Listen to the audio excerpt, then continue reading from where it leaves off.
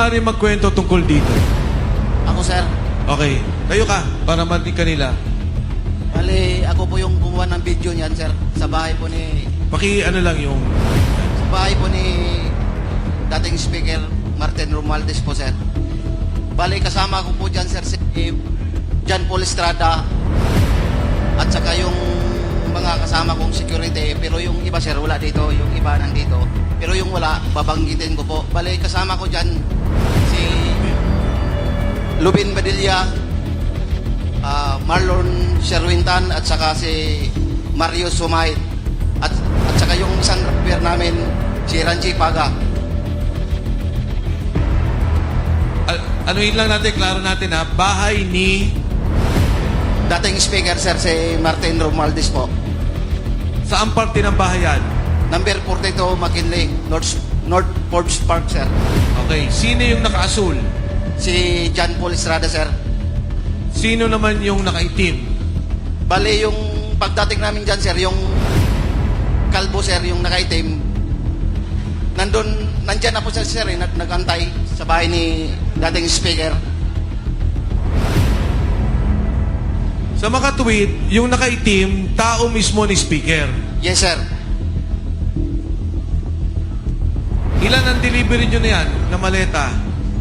Pinaka mababa po yung 20, sir.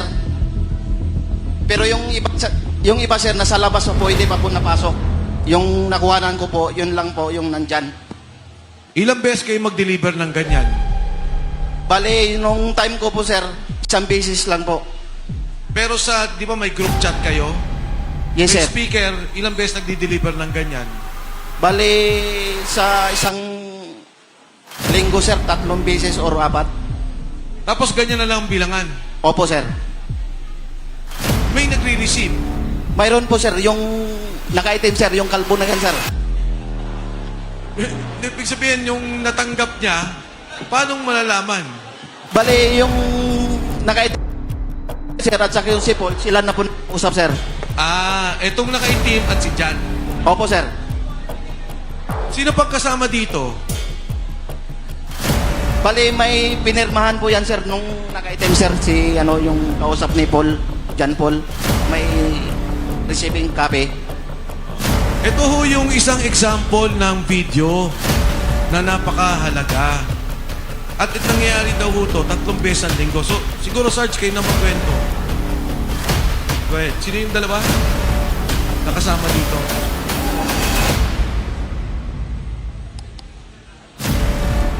So, bali po ang nangyari dyan, sir.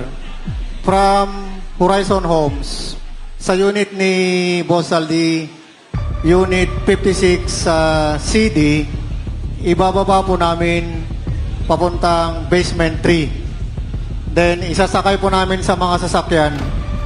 Then, saka po namin i-deliver.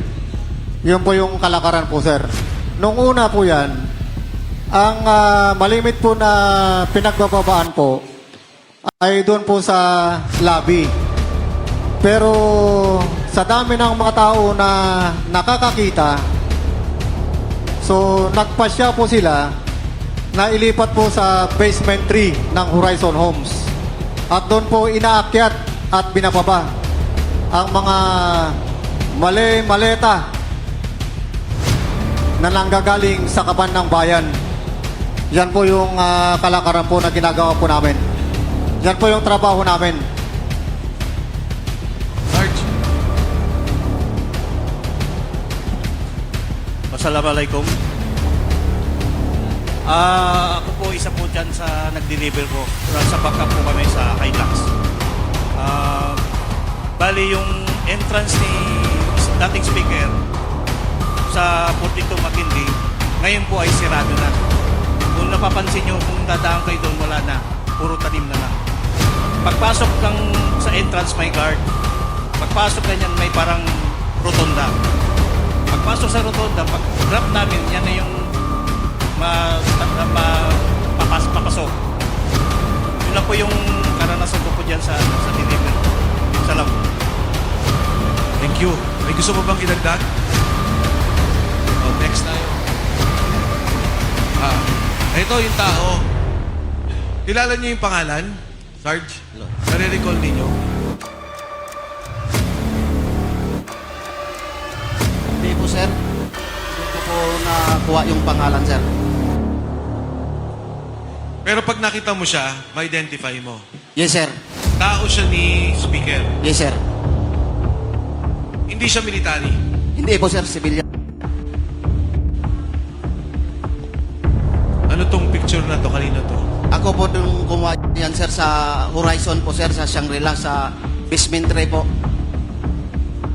Yun po yung picture na yan, sir, na malita. Yun po yung nasa video na po yun.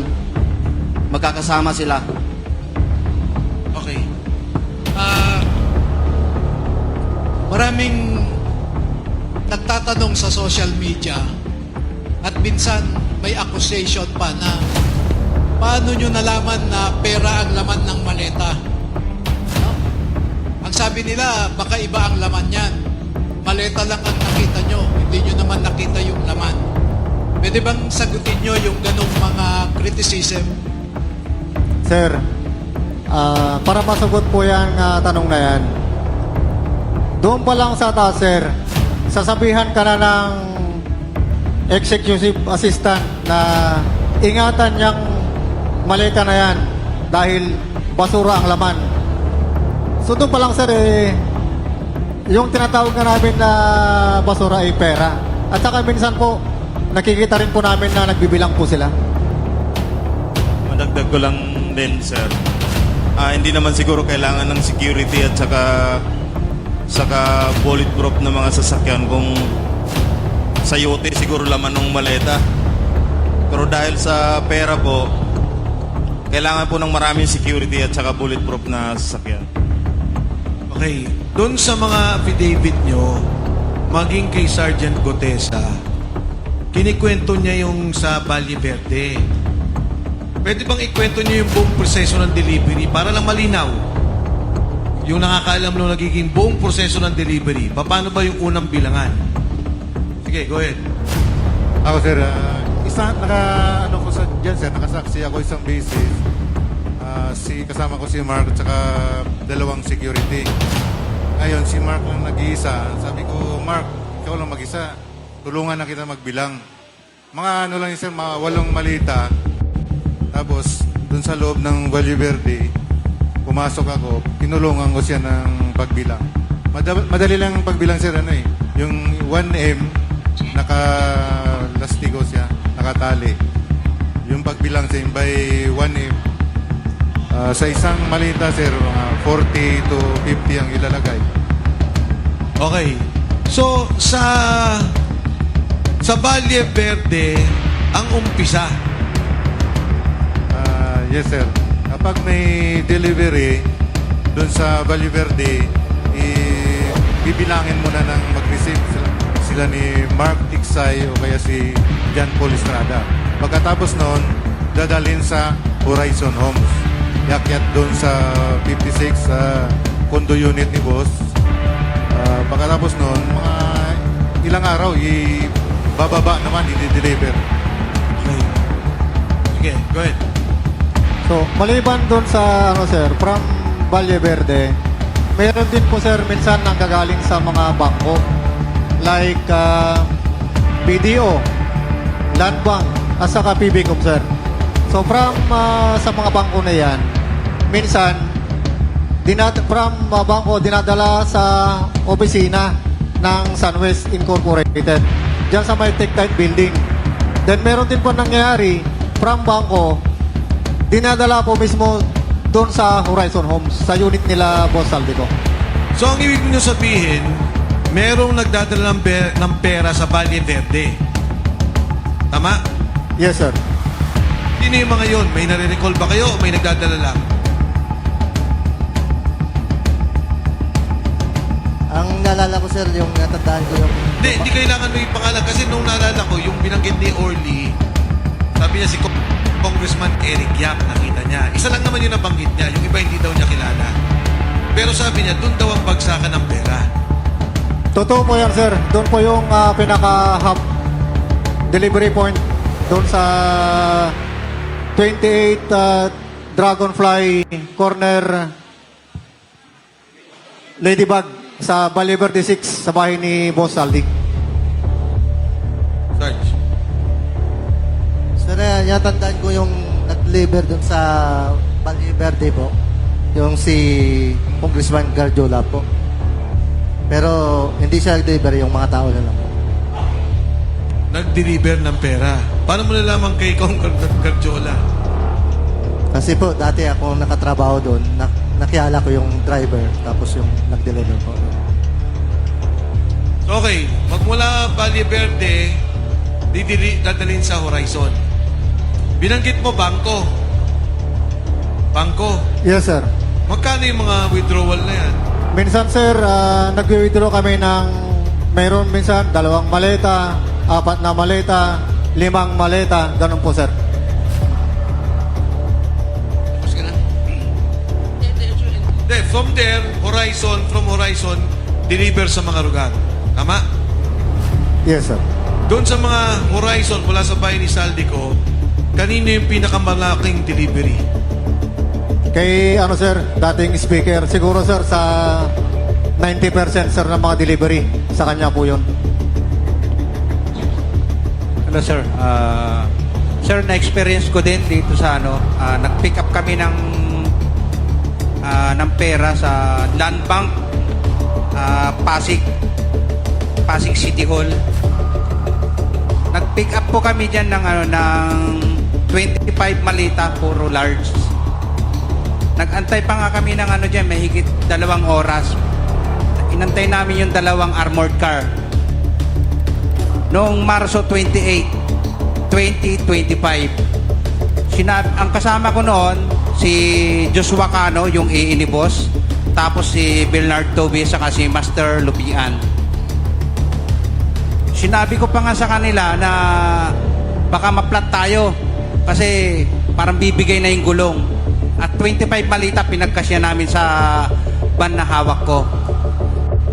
Ang plate number noon, NHN 8729. Dinala namin sa bahay ni Boss sa Valle Verde. Yun lang po. Singit lang po ako ha, dahil bigla kong naalala nung binabanggit niya yung mga plate number ng sasakyan na ginagamit nila.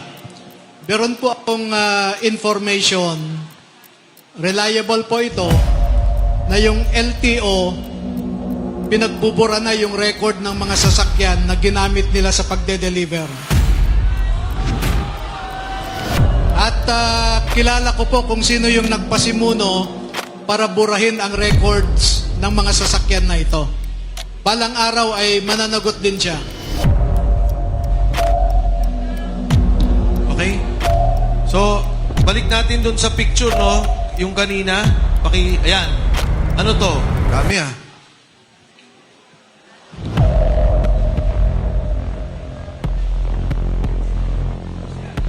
Paki-describe kahit sino.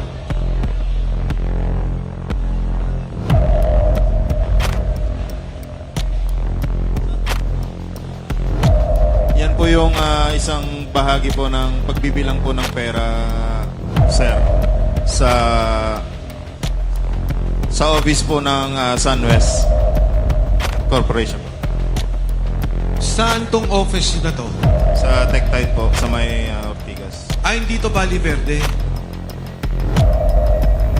Hindi po, sir. Hindi. Next.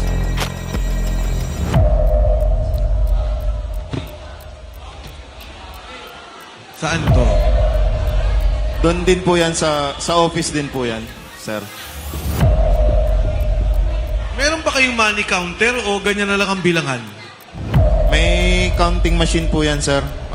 Marami po yan, sir. Hindi lang nakagip sa one. Pero minsan, sir, ang kuwang kasi niyan, sir, per